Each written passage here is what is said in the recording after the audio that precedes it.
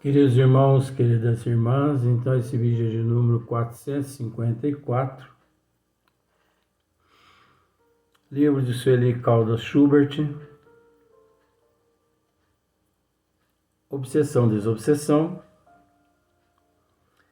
E agora nós vamos tratar de um novo tema: espíritos descrentes. Pois não são só os encarnados que de vez em quando se dizem descrente, que se dizem ateus, que se dizem frios, que se dizem céticos. Até porque a palavra cético vem do grego, que significa skeps, quer dizer exame. Então, se nós pararmos para analisar, um cético, ele não é bem lá aquele ser que podemos dizer, ele não acredita em nada. Não. Ele coloca suas crenças e as dos outros sobre exame a fim de verificar se elas são realmente dignas de credibilidade ou não, de credibilidade ou não. Então, como dizer que essa pessoa não acredita em algo? Ele apenas coloca todos sob análise, para que no final ele possa de fato dar crédito ou não.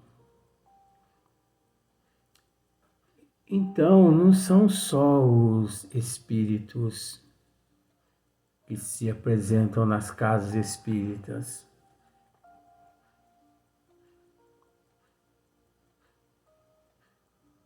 Os encarnados também se dizem ateus, ateia, descrentes, até porque não há diferença nenhuma, porque é preciso entender que aquele que aqui na Terra não acreditava em nada, um ateu, uma ateia, um cético, ao deixar o corpo físico, ele continua na pátria espiritual do mesmo modo. Não é porque, nós já dissemos isso aqui várias vezes, não é porque a pessoa desencarna que ele vira santo da noite para o dia. Até porque santo não existe. A luta, a batalha continua. Então, os mentores espirituais, eles trazem às casas espíritas espíritos, né, totalmente descrentes. Como nós já dissemos, a casa espírita é um pronto-socorro, é um hospital. E pronto-socorro e hospital recebe quem? Os necessitados, os enfermos. Por isso que os médios devem se preparar e se colocar à disposição dos benfeitores espirituais Sueli diz assim: esses seres, né, eles apresentam-se insensíveis a qualquer sentimento. Não pensemos que esses seres nós os convencemos na primeira reunião, na primeira vez que ali se manifesta, que não. Esses demoram um pouco, esses se manifestam um pouco mais. Então eles se apresentam-se insensíveis a qualquer sentimento. Descreem de tudo e de todos. Eles descreem de tudo e de todos. Eles não acreditam em ninguém. Tanto é que os ateus, né, as ateias,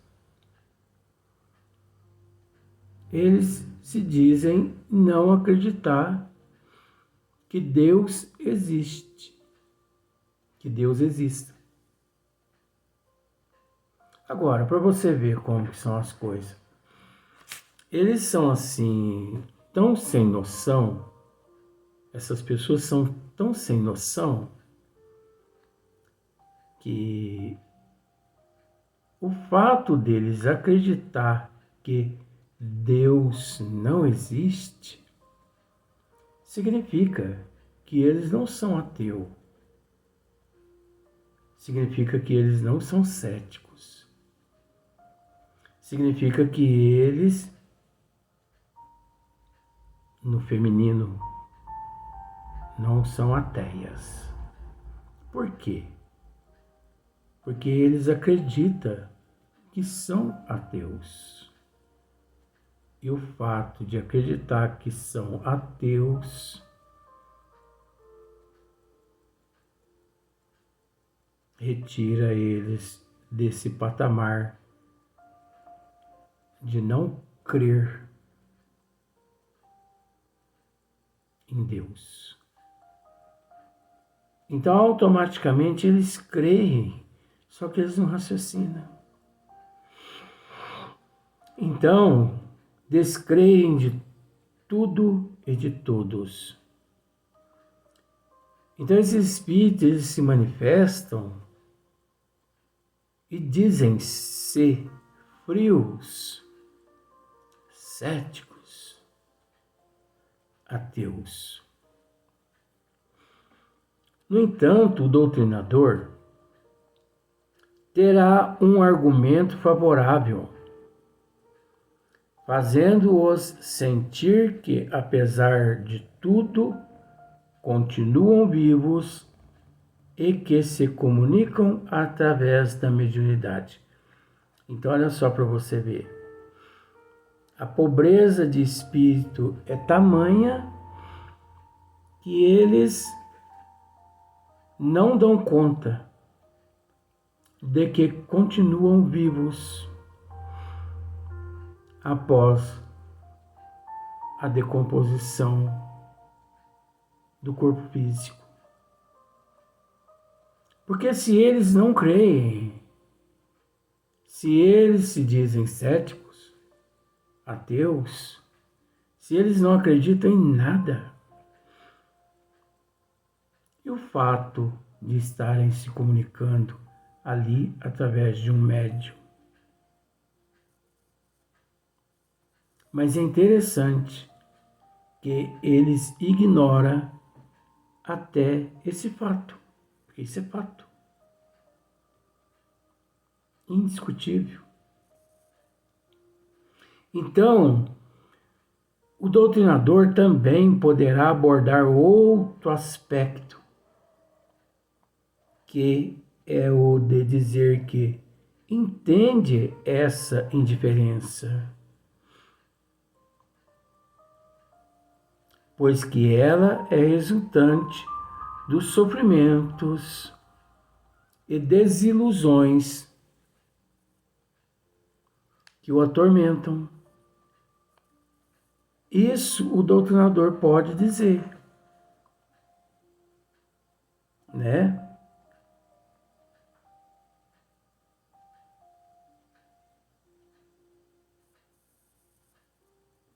Pois que ela é resultante dos sofrimentos e desilusões que o atormenta. Então, tenhamos essa certeza que todo aquele que se altera em todo sentido traz uma dor oculta, ou física ou moral. É a forma que ele encontra, de certa forma, de desabafar, de mostrar o seu poder, que na verdade não é poder, que em realidade essa descrença não o conduzirá a nada de bom. O doutrinador dizendo ao espírito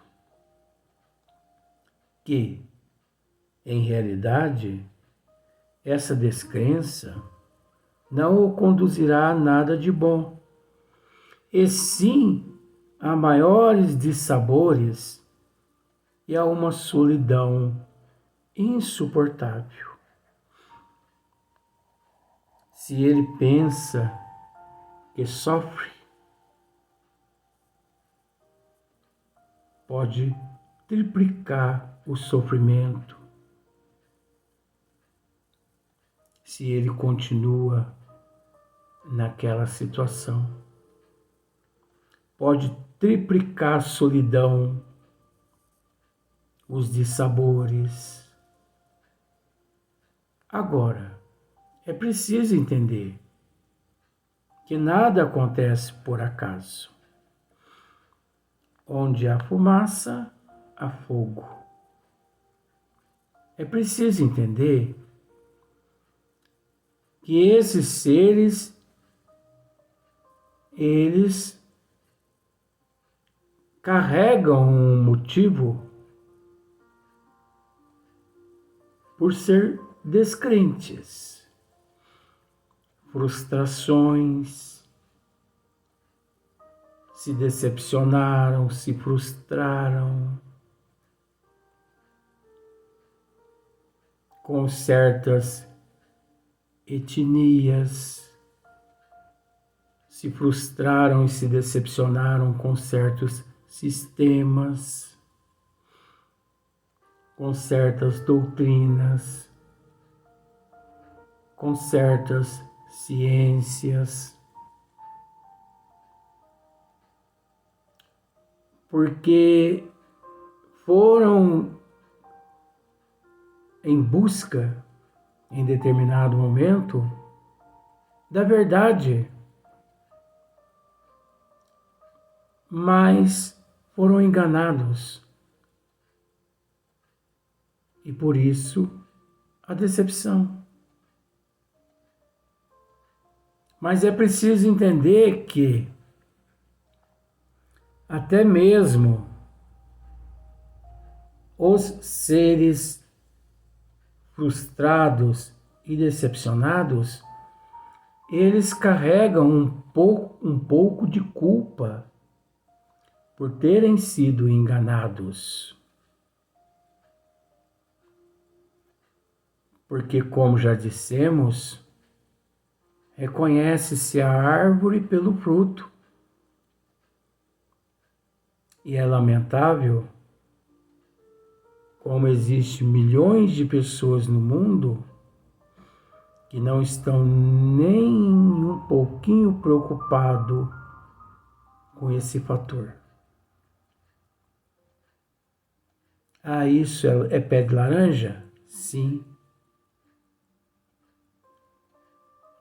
Mas é pé de laranja ou é pé de jaca? Não, por quê? Não, porque você está dizendo que é um pé de laranja, mas no lugar de laranja deu jaca. Aí a pessoa engana a outra pessoa. Ah, mas não se preocupa não, é assim mesmo. É a improvisação. Ah, então quer dizer que é preciso improvisar? Sim. E a pessoa aceita. A pessoa permite ser mistificada. Então, todo aquele que permite ser mistificado, ele também responde por aquele ato do mistificador, porque ele permitiu ser mistificado. Ora, gente, nós somos seres dotados de inteligência. Que façamos jus a esse atributo que nós detemos no nosso eu. Raciocinemos. Tem pessoas que você mostra um catálogo de cor a ele e pergunta a ele: que cor é essa? Vermelho. E essa? Azul, verde, amarelo, preto. Mas que certeza você tem que realmente essas cores são as que você acaba de me dizer? Porque é vermelho, mas quantos milhões de tonalidades de vermelho existe? De azul, de verde. Quantos milhões de tonalidades de amarelo? Ah, mas não é o vermelho, então, exatamente? Não. Ah, mas aproxima bem, né? Não. Em espiritismo, ou é, ou não é. Vermelho é vermelho. Se as pessoas quiserem fazer outros vermelhos, que recorram a outras substâncias, mas a matriz tem que ser respeitada. E assim sucessivamente. Em espiritismo não se improvisa nada. Mais ou menos, não existe mais ou menos no espiritismo. Ou é, ou não é. Então, Sueli, olha que sabedoria. Com esses espíritos descrentes, ateus, frios, céticos, o doutrinador deve deixar de lado toda a argumentação que vise a provar a existência de Deus. Nada de querer provar a existência de Deus. Pois você pode dizer a esses espíritos assim: eu vou provar a você a existência de Deus. Eles vão dar risada na cara da pessoa. Porque eles têm conhecimento de tudo isso. Só não acreditam. E ali fica o doutrinador perdendo tempo. Não adianta você dizer a esses espíritos desse nível e também de encarnados que agem da mesma forma, que Deus é a inteligência suprema, a causa primeira de todas as coisas. O incriado. Não adianta você dizer. Pois na Terra existe cientistas renomados, professores inteligentíssimos, que não acreditam, astrônomos inteligentíssimos, que não acreditam que Deus existe. Eles creem que Deus, esse termo, seja uma ficção, uma fascinação, um delírio da humanidade.